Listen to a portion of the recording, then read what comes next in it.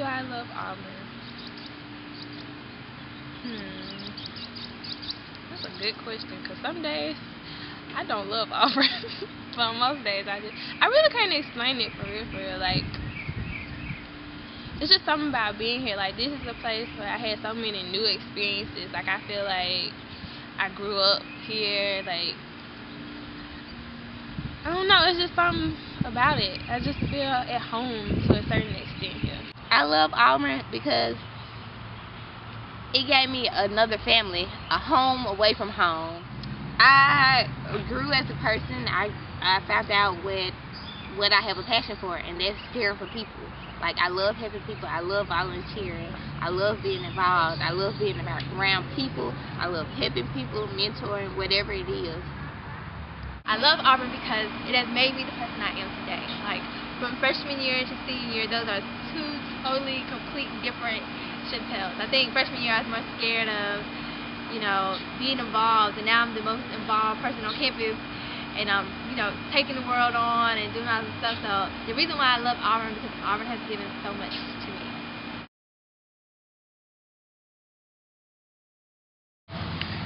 The most difficult thing that I had to face while at Auburn was classes. Y'all think it's easy. It's not. It's hard.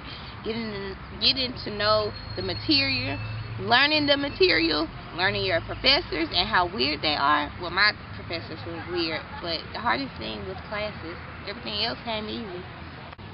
When I found out I was pregnant, coming up with a plan to not have to sit out a semester and being able to, being due in August and still being able to go to school that entire semester. So that was very, very difficult for me. The hardest thing I had to face while here at Auburn was the death of my daddy. My junior year in college, my freshman year in college, he got diagnosed with lung cancer. And my junior year, he passed away. And I think that had to be the most difficult thing that I had to face while attending college. I didn't even take a break. I went to class the same day I found out that he passed away. I went to his funeral, and when I got back, I took a test, but didn't even study for it. And I think I got so slumped in the reality that he was no longer going to be here. And it's not going to get easier for me, I'm not going to get over his death, but day by day, gradually, I can live for him and not just because he passed away that just give up on life. So it's just the reality of being a daddy's girl and losing your daddy.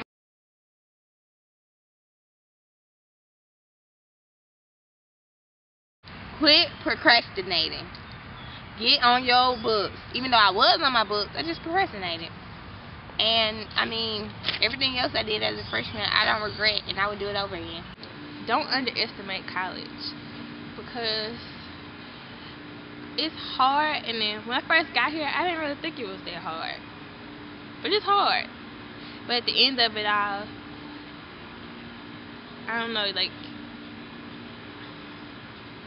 at the end of it all, it seems worth it. All the nights of staying up till 4 o'clock in the morning and getting back up at 6 o'clock in the morning because you have an 8 o'clock final. All that stuff is well worth it, because one day I'm going to look back on these and feel like that's what made me who I am. Take some me time out for yourself. Don't be so involved on campus and so wrapped up in everybody else and what they're doing that you don't take time to grow emotionally, physically, and spiritually for yourself. Take time out to take a breather, to woosah, and to just take it all in, because once it's gone, to really live in the moment of being in college. That's how I feel. Get the college experience. Meet new people, venture out. Don't stick around the same people that you've been knowing.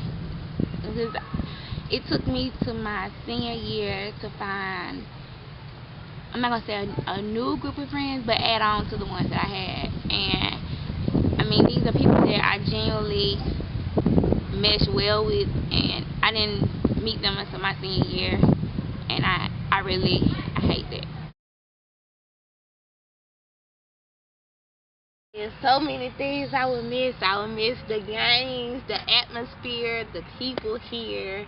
I would miss some of the classes, maybe 2. I miss some of my teachers, maybe 1. I would miss just walking on campus, just being a part of this campus life. I would miss seeing everybody every day, like, because I'm not going to just wake up and be able to go in Chantel's room and tell her, like, something retarded that happened in my day. Or Kendra might not just be a phone call away or something like that, like, and tell her to just pop up at the house and stuff. Just different little things like that, like, not being able to see the people that I'm used to seeing every single day. Like, I'm going to miss that. I will miss the most the Women's Empowerment Coalition, which consists of myself, Andy, Kendra, and Quanisha. When we just talk about life and how guys act and how we don't know what we're doing with our future, and we sip on a little wine. We don't get drunk, we just sip on a little wine and have a little sipping. And we just talk about life. And I'm going to miss Slave and Be Easy and College Crack Radio.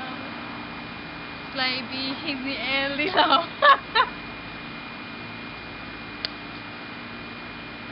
I'm going to miss it all.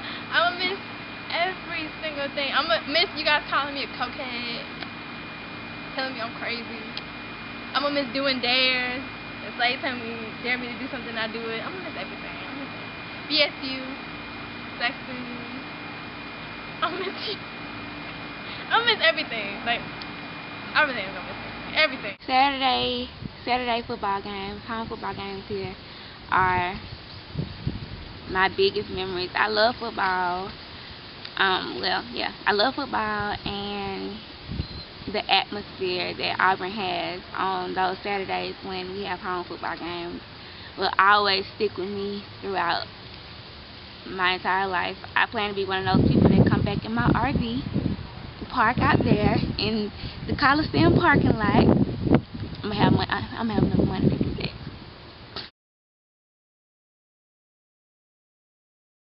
Who has get me to where I am now? I would say my family, first of all, because without their efforts, their time, their money, I wouldn't be here.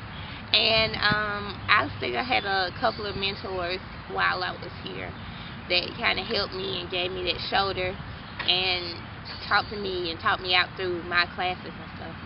First and foremost is God. Without him, I would have probably jumped off a bridge a long time ago.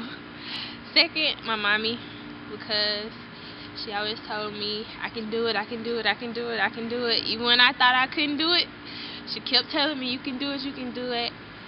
Thirdly, it's my sister, because I know she looks up to me, and I feel like I have to be a good example for her. First and foremost, of course, clichely, you say God. But, I mean, of course, God, without God, I could not have done it. I wouldn't have made it through all of the troubles, everything I've been through. I definitely would not have made it without prayer, without any of that. Definitely my mom. Like, I honestly don't know how I would have gone through this last year. She always tell me, I could have made it without her keeping Micah. I would have been well prepared. I would have known. But honestly, I appreciate her so much. I just really don't think I would have made it. So definitely my mom. First and foremost, Lord, my Savior Jesus. I sound one of them deacons saying, "Oh Jesus, Lord, just praise His name." Oh, get it. But no, for real, like when I tell you that I've been through so many tests, so many obstacles, this whole college career, like I have, and it just made me more firm in my faith and made me just stand on His word even more. And I've gotten to know God. A lot of people say they love God, but it's like, do you truly know Him? And I can honestly say that He's one of my best friends.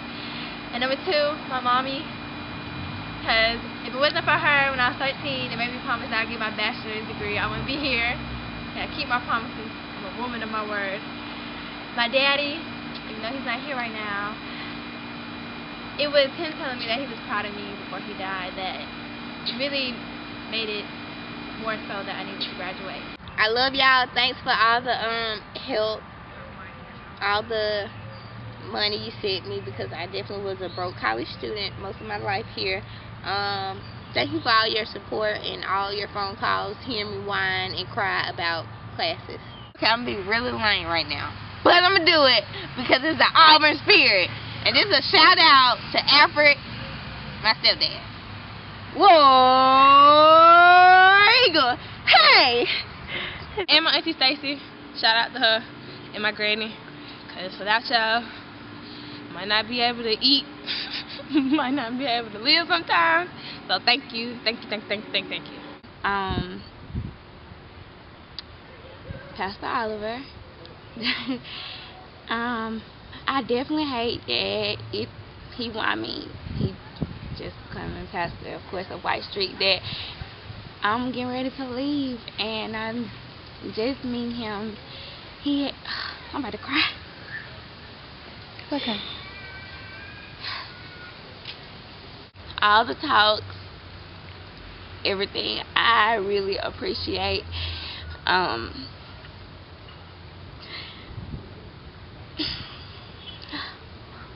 So I hadn't grown up with a father, so even though he's close to our age, so he knows where we've been, he knows what we're going through, he's able to help us, give us great advice. I wish I had had the pleasure to meet him earlier in my college years, because I feel like some of the things that I'm going through now, though I'm grateful because there are life lessons I wouldn't have to go through, because his advice is just great. Like, he knows. So he's definitely one person. And last but definitely not least is my pseudo father, my counselor, my at Auburn, my pops at Auburn, Pastor Oliver, or Pastor Jamal, excuse me, since that's what he's gonna be called. I'm so thankful for Pastor Oliver. Like, losing my daddy was a traumatic experience, and now God has placed people in my life who are like picking up what he left off, really and truly. And I refuse to cry, so you can not even wait on these tears. I refuse to cry because he always making people cry. And I thank him so much. And I wish I had met him freshman year, but apparently I met him at the right time that God wanted me to meet him. So thank you, all of you guys, and Courtney, because if I forget him, he'll shoot me. So, and Courtney too. That's it. Quanisha, I ain't gonna say nothing now. She probably gonna get all sentimental and start crying. So Quanisha has helped me more than she would ever know. I'm not gonna go there. And Andy, Kendrick, Tiffany, Charis, my mentor. Wasn't for you, I wouldn't have gotten involved at all. Dr. Crook, and last but not least, Pastor Oliver, because I feel like even after my daddy died, that God has placed amazing men in my life to be a mentor and to really teach me the life lessons that a daughter needs to learn from her father, and he really has been my pop. And don't nobody call you Pastor Jamal. Mr. and Mrs. Slade are like parents away from my mom.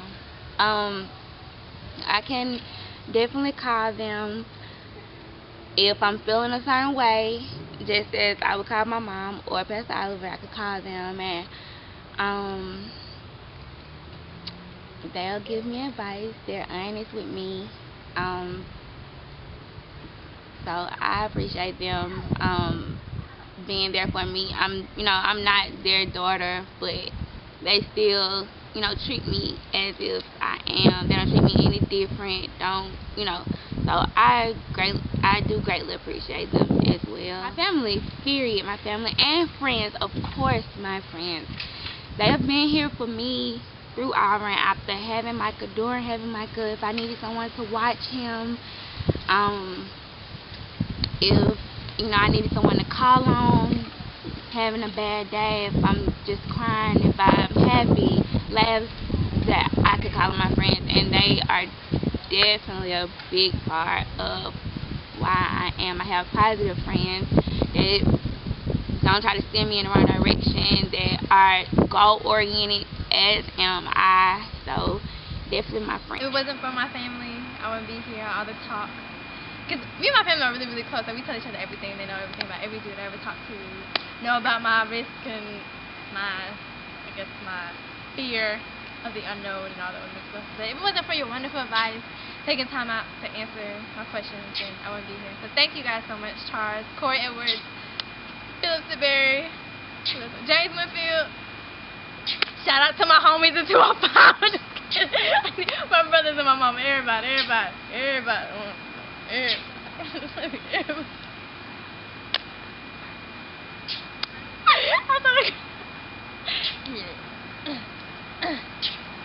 Okay, I'm done now. You can cut the film.